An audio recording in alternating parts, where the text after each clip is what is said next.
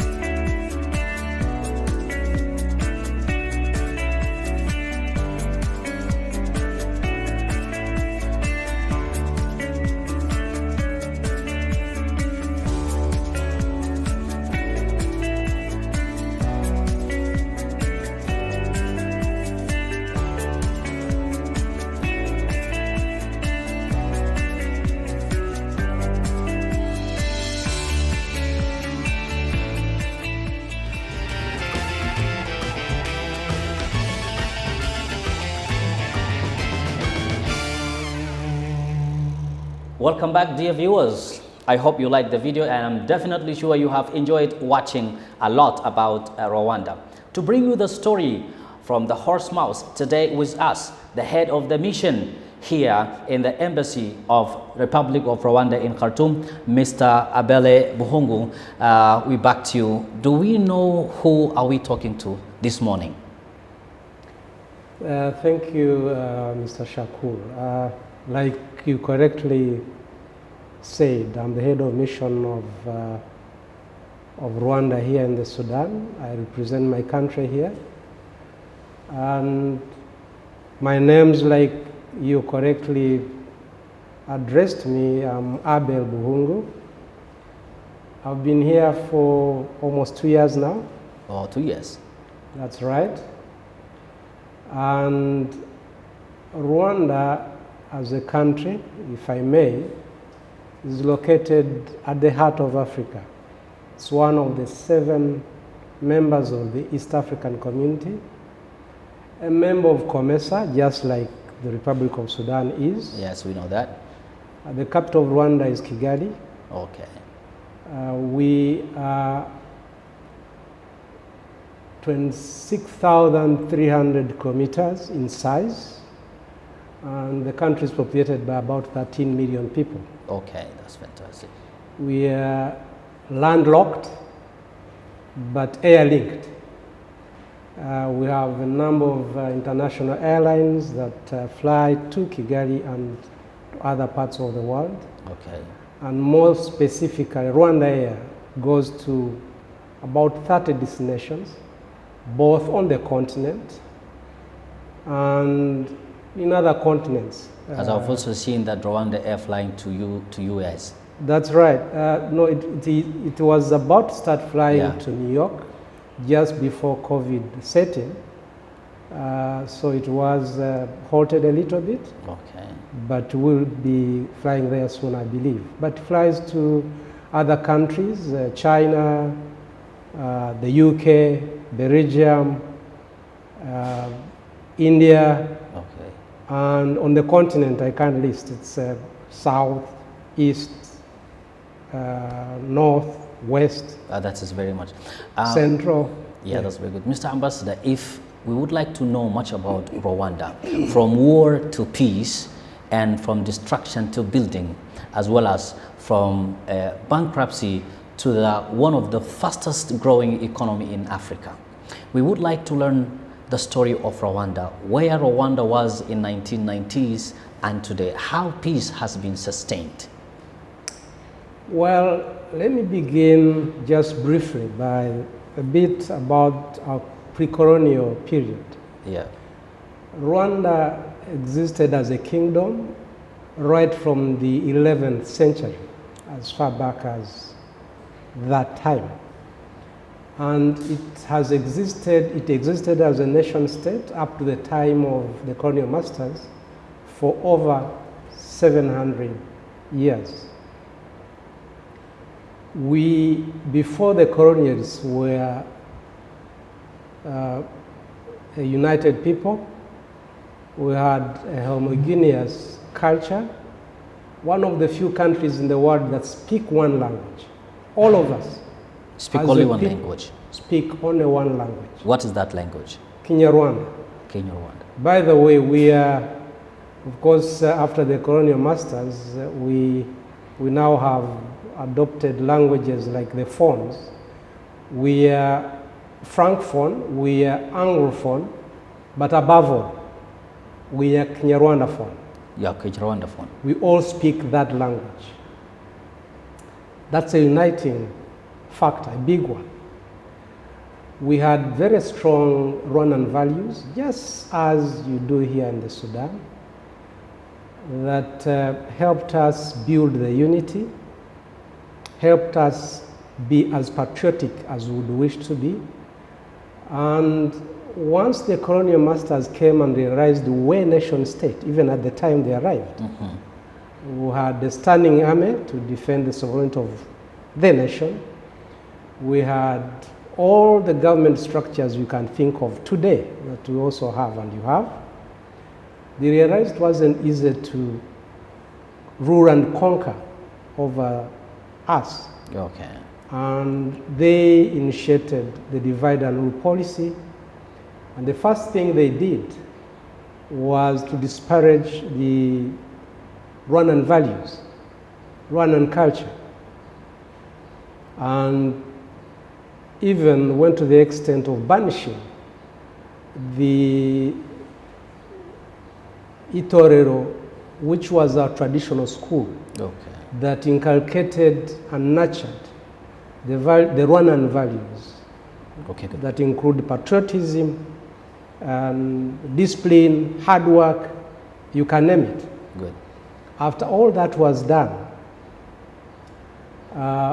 we also note, today you've heard, I'm sure, of what we call the ethnic groups in Rwanda. Yeah, the only people know that Rwanda has two ethnic groups who are fighting. Actually, in theory, after the colonialists invented them, they became three. They become three. They invented the ethnic groups, and there are three. It's only because the two are the most talked about. Yes. So essentially, the Hutu, Tutsi, and Twa were social classes back in history. So the Twa was created after the colonialists? No.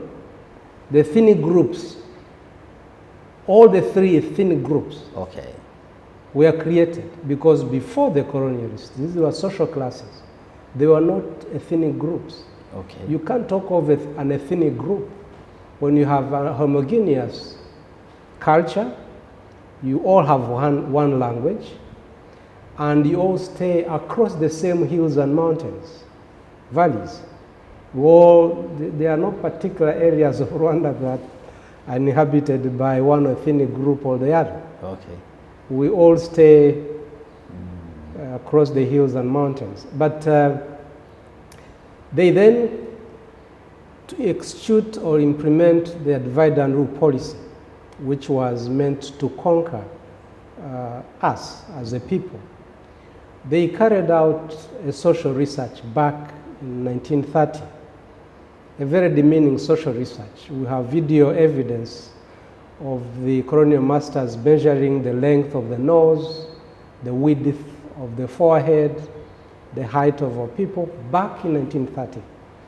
And on that basis determined that the average length of a nose for a Tutsi is that much, the one for Hutu is this much, and the one for Twa is this much, and issued national IDs identifying us as Tutsi ethnic group, Hutu ethnic group, or Twa ethnic group. Within the ID card? National identity cards issued by the colonials back in 1932. Okay, that's good. And as we'll talk about it later, these national IDs that identified us as such were used later during the Saikiri killings that started back in 1959 and climaxed into the 1994 genocide against Tutsi. The same IDs were used to identify the Tutsis from other Rwandese for the killing. So to be killed? To be killed, because there was no other way except for those who lived with neighbors and knew which ID they had. Otherwise, there was no other way you would identify these people correctly. That was very tragic. But not stopping you, what has inspired and motivated the Rwandese to get across this very particular moment?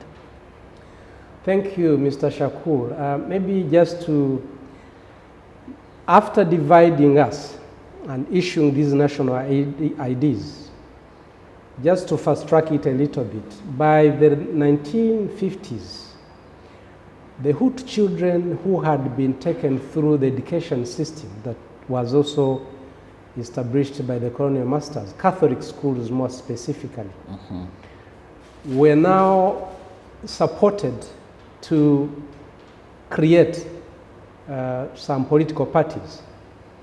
One of them that I'll mention is the one called Party for the Hutus. The name says it all. You can imagine a political party that's supposed to be a national political party. It's named on a tribe, on a particular ethnic group. On a particular ethnic group. Then they supported them as well to draft what they called the Hutu Manifesto back in 1957. Again, You understand what it means? 1959, they helped them draft and established or passed what they called the 10 Hutu Commandments. You know, Christians are more knowledgeable about the 10 Commandments of God. But in the context of Rwanda, you had the 10 Commandments of Hutus. These are official documents that are on record. Now, from 1959, after the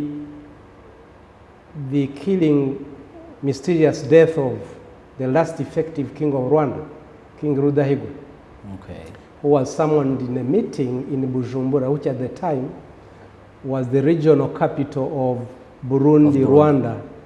The colonial regional capital was in Bujumbura. For the boss. They summoned him for a meeting in Bujumbura, and that was his end. We had people that were there were told he died. It was a mysterious death, and that was the beginning of what later became the first signs of what later became the genocide. First pogroms that targeted Tutsis began in 1959, and resultant, therefore, massive movement of refugees out of Rwanda into neighboring countries. Massive movement of Tutsi refugees into neighboring countries. Now, 1952, we were given independence, handed over to the other Hutu children that I talked about that we had been taken through the education system established by the colonial masters, and grooming them or indoctrinating them to carry on with the policies that were instituted by the colonial masters. So the chicks has been sequenced. That's right. So 1962 independence is passed on to the first president, Kayibanda Gergol, and the party he led was the Party for the Hutus, Parime Hutu, so it was called in French. That was the first effective president after independence. More cyclical killings of Tutsis, and by 1990 we had over 1 million refugees scattered in the region, stateless for over 30 years. Good. Now these children are the ones that started the liberation struggle to try and end the statelessness that Rwandese had suffered for over 30 years. And even those inside the country had been impoverished, not exposed at all to the outer world. Getting a passport at the time was a big celebration. It was very restricted. Good. And only preserved for even education, a preserve for the inner circle of those that were in government. Very good. As we continue, before we stop here, Mr. Abel, we are going to have a small break, and then we will come back. Dear viewers, as we continue and dive into the history of Rwanda, we will get back to you.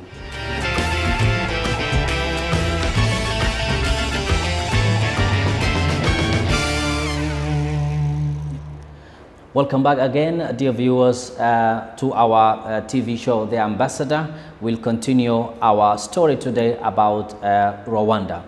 Mr. Ambassador, as we dive into the history of Rwanda, we would like to talk a bit about the economy, because today Rwanda has the fastest economy, and there are some facts that when we look at it 1 or 2 years back, it was about $32 billion. This is the GDP, but today it moved up to 40. That's exactly about 43% of difference from the World Bank economy report and the formal report that come from the Rwanda. So how Rwanda could be able to drive that fastest economy? Thank you, Mr. Shakoor. Just maybe before I go to the economy, where we ended, we were about to liberate Rwanda. Okay. So the liberation struggle began on the 1st of October 1990. And this was aimed at Actually, one of the things was the country was impoverished, no exposure, and over 1 million of our people were stateless. We needed to work on a number of things, both political, economic, as well as diplomacy. So within 4 years, the country was liberated. But unfortunately, the same people that had killed, and of course, with resultant refugees over the 30 years or so, planned to now cleanse Rwanda of all the Tutsis and anybody who opposed the ideology of genocide. Genocide began on the 7th of April, 1994,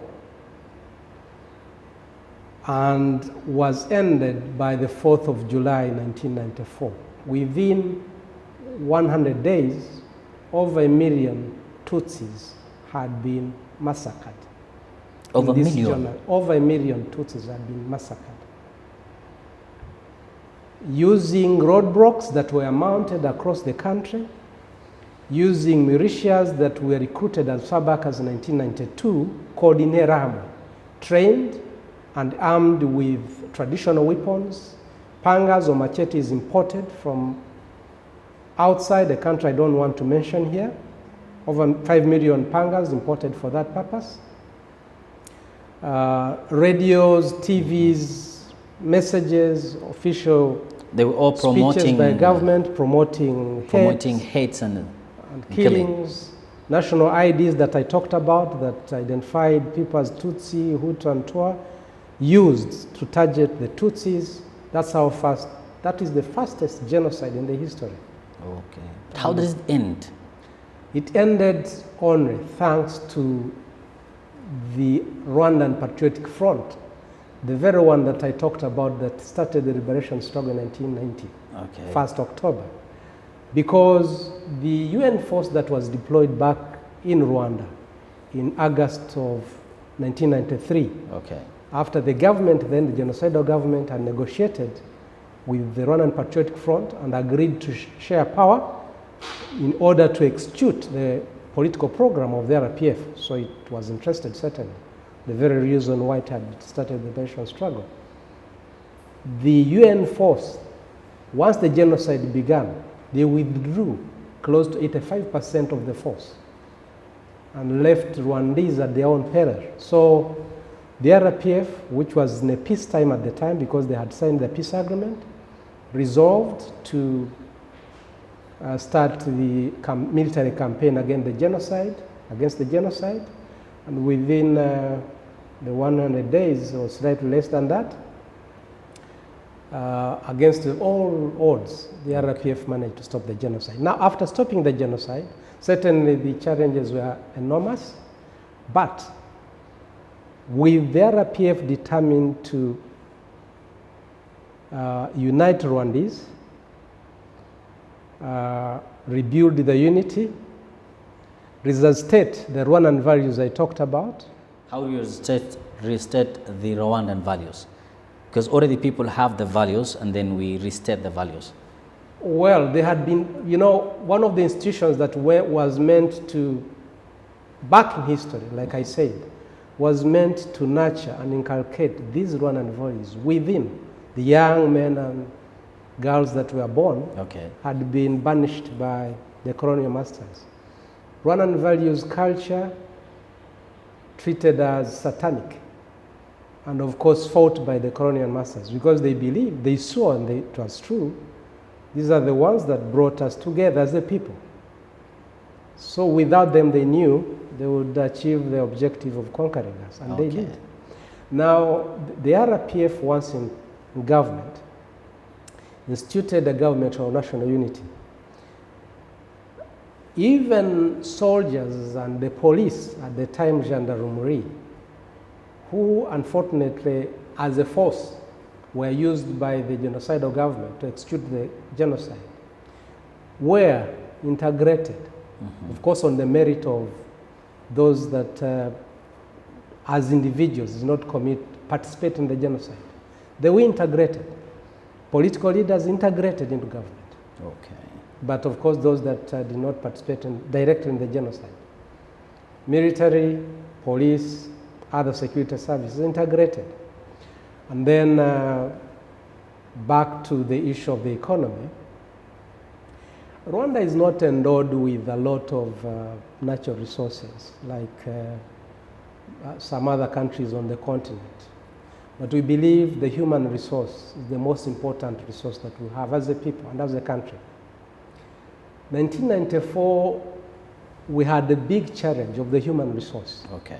The few small number that was educated had either been killed or had participated in the killings and therefore had run out of the country.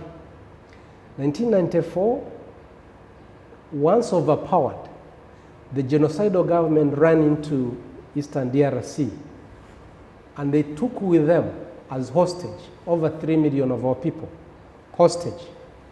And the logic in that was, let's take all of them and see how the RPF will rule over a country or govern a country without a people, how they will succeed. Oh. But they also wanted to have them as a source of recruitment for continuous replenishment of their forces, genocidal force, which they plan to come back, take over government, and continue with their mission, genocide ideology or genocidal execution. Now, one of the priorities that the new government embarked on was education. I remember in 1999, back in 1999, just barely 5 years after the genocide, we had over 500 students sponsored by government in Indian universities. I actually had the opportunity to visit that time with our Minister of Education. We had over 200 students studying in different universities in South Africa. We had other smaller numbers of students studying in the US and European countries on government sponsorship. All these are on government sponsorship. And the purpose for this was to build a nucleus, critical mass that was needed to help us build the economy, work on the governance, and all other areas that we need. IT infrastructure or services. Very good. Now, once graduated, this was one of the major areas that helped us start working on the economy. Good. In the year 2000, we promulgated our Vision 2020. And the Vision 2020, has it been achieved properly? By over 80%. Okay. That's right. Which ended in the year 2020. We now have Vision 2050. 2050. The Vision 2050, by 2035, it's envisaged we shall be a lower middle income country. By 2050, we shall be a high income country. Okay, that's good. We're working hard on that. Yes, working hard on that and looking at how we performed with our Vision 2050, rather 2020. We believe we shall achieve the stated objectives. We wish so that one. As one of the very important economic factors, I believe, in Rwanda also is the tourism. And the culture of Rwanda and the geography of Rwanda. And by Rwanda having named as a land of the southern hills, that may have contributed. And we see that Rwanda now offers free visa to every citizen from everywhere. Now, how could Rwanda build that tourism infrastructure? Well, like I said, Mr. Shakoor, by Vision 2020, our vision drives us to be a knowledge-based economy. And one of the things we had to do at the onset was to make sure we build a very reliable ICT infrastructure. We laid the fiber optic across the country, and tourism was identified as one of the major drivers of our economy. In Rwanda? In Rwanda. Like I said, given our location very close to the equator, the country has 2 rain seasons throughout the year. Almost half the year, it's raining. Oh, okay. It's green throughout the year. The weather is very friendly. As a country, we are practicing low volume, high yield tourism structure. Tourism strategy, sorry. Low volume, high yield tourism strategy. Today, we have about 10 five-star hotels and boutiques across our country, as small as we are, where we didn't have one in 1994, not even a reliable one of a 5-star. And we have a wide range of other lower stars, from 4 stars downwards.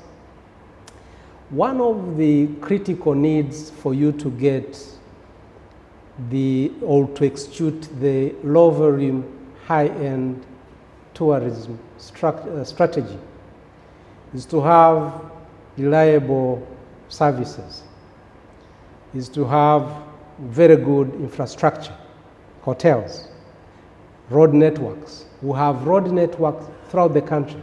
One of the best on the continent is to have security. Our security is very reliable. You can walk, drive throughout the night. Whether you're a lady or a gentleman, doesn't matter. Security is guaranteed. Good. There is a question that will take us back to the economy, but looking at the culture, as we see some arts are here, that we talk about over 12 to 13 million people with the ethnicities that you have mentioned.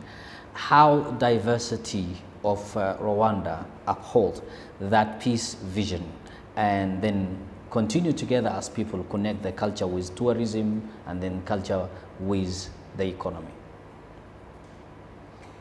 Well, I don't know whether I got that question properly. Can you repeat it again? I'm saying we look at the number of the population in Rwanda from 12 to 13 million people.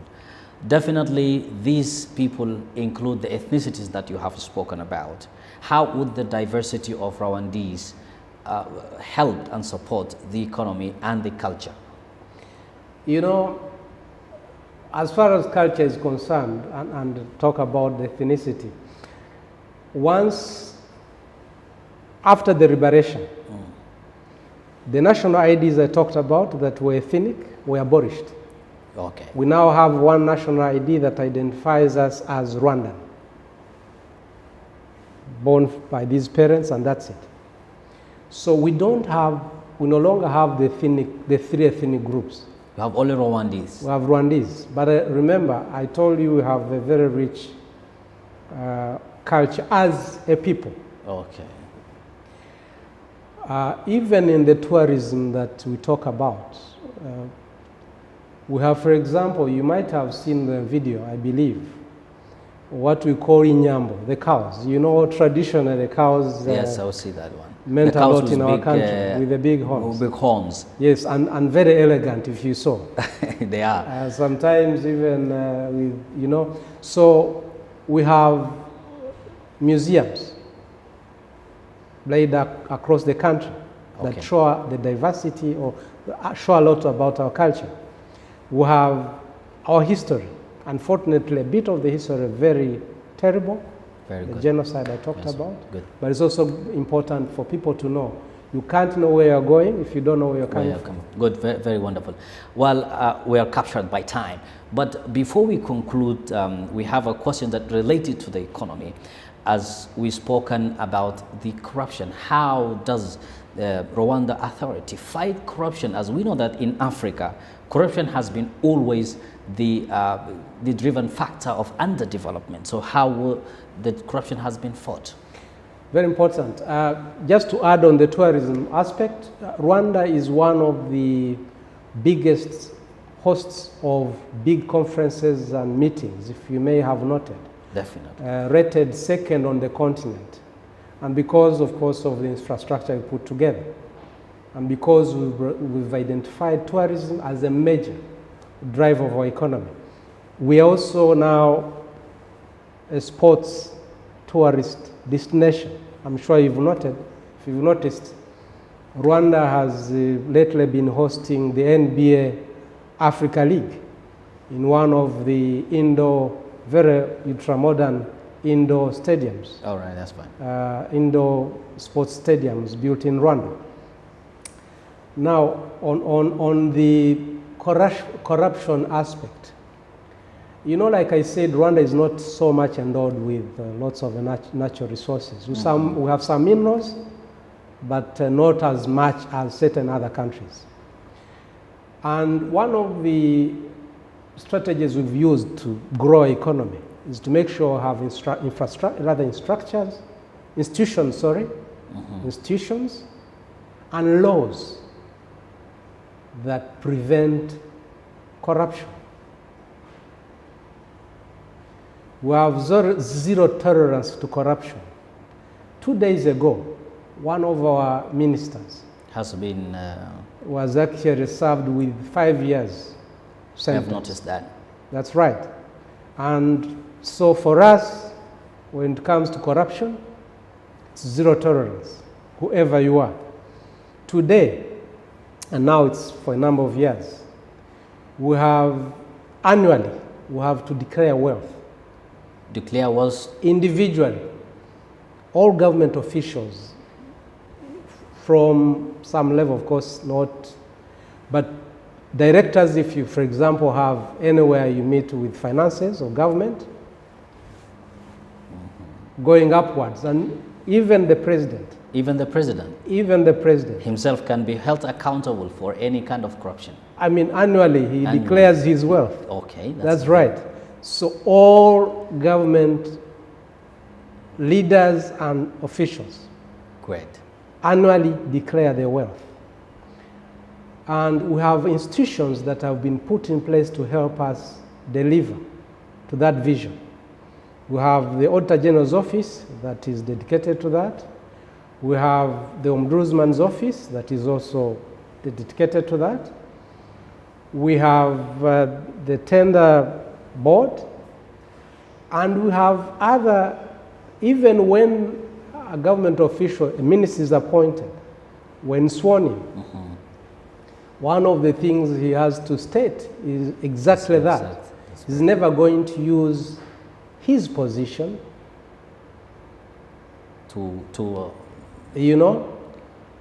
position to individually benefit themselves. Okay, that's using the position they're having. Good. That's right. So if you go against that, the long arm of the law catches up with you. You will be in dilemma. That's very wonderful and very good, Mr. Ambassador. Now, as we are running out of time, what do you conclude with to the world and to the Sudanese, especially people who are watching you right now, that how should they view Rwanda? And what is your message to the people and to the world about Rwanda? Well, Rwanda has had a very bad history. We learned our lessons, and from those lessons, we also picked policies that you can read today. For example, I'm sure you're aware Rwanda participates in peacekeeping missions, UN peacekeeping missions. Definitely. I believe until 2021, the RDF, Rwanda Defense Force contingent, was part of UNAMID. Actually, the very first country that deployed their forces in UNAMID back in 2006. In Darfur, Sudan. That's right. We have today forces in Mozambique, Okay. supporting the Mozambican forces to fight terrorists that are there. We have forces that are in Central African Republic doing the same thing.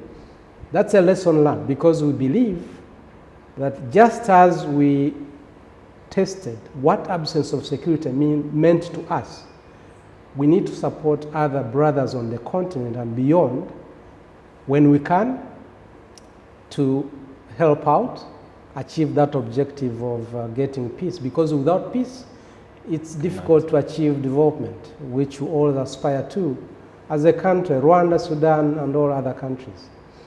Now, one other lesson, of course, I would say is that because we suffered from bad governance, one of the things we have tried to do as a country, as a government, is to make sure we are fair. Our government is people-centered. All our national policies are always geared towards serving the people, because we believe our government was put there by the people. The liberation struggle itself was supported fully by people, our citizens, both from within the country and among those that were refugees. That is very good. For over 30 years. So we work for our people. And one of the ways of working for our people is to make sure that even the taxes they pay do not go into other people's pockets. It goes to the service of the people. It goes to the service of the people.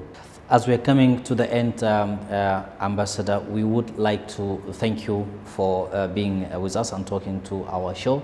And it's now it's an opportunity for you to, as you are head of the mission in Sudan, your impression and your word to Sudan and to the Sudanese people as you become one of the community here. Thank you, Mr. Shakoor. You know, Rwanda and Sudan have a lot in common, both in history as well as the aspirations we have for our people, for the future. I'm first of all encouraged and commend the ongoing rapprochement between the leaders of the Sudan and the different political stakeholders to try and peacefully and sustainably resolve the ongoing conflict situation that has bedeviled the country for a while now. I appreciate and can never really attach as much value as I should to the manner in which Sudanese are very welcoming, very compassionate, and very friendly people. I've loved the food and drinks here. The foods, what food? And I'll give some examples. I love the fish in Sudan. Fish in Sudan. Okay. I love some of the drinks, you know, hibiscus. Yeah, the karkade. Karkade, oh, that's yeah, right. That's love fantastic. It. I love the fruits. You have very beautiful fruits.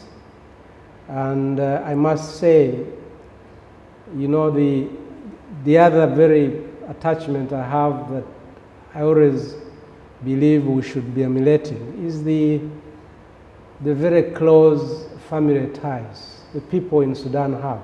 Okay. Very strong family values. I always never get used to what I see, including buildings, how people build and families are together.